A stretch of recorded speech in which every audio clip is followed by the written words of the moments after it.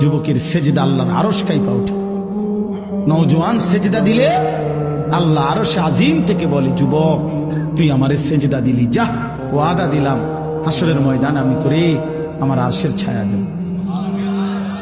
বাহ বাহ, তোরে আমি পাশে বসাবো নওজোয়ান, তুই স্টেজে বইবি,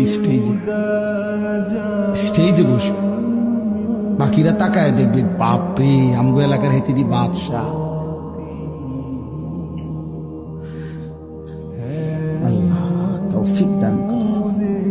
চলেন এই আয়াতগুলোর তর্জমা বলি, শুধু তর্জমা। আল্লাহ তাআলা বলেন, কাল্লা ইদা দুক্কাতিল আরদু দাক্কান দাক্কা। বান্দা শুনো, যত লাফালাফি ফালাফালি করো মনে রাখো তুমিও একদিন থাকবা না, পৃথিবীও একদিন থাকবে না। এই গোটা জমিন আমি আল্লাহ তাআলা চূর্ণ বিচূর্ণ করে ফেলব, সব শেষ করে ফেলব। আসমান জমিন চন্দ্র সূর্য সব শেষ করে ফেলব। হাসরের মাঠ কায়েম হবে। ওয়াজা রব্বুক, আর তোমার রব, সমস্ত মানুষ দাঁড়িয়ে থাকবে হাসরের মাঠে।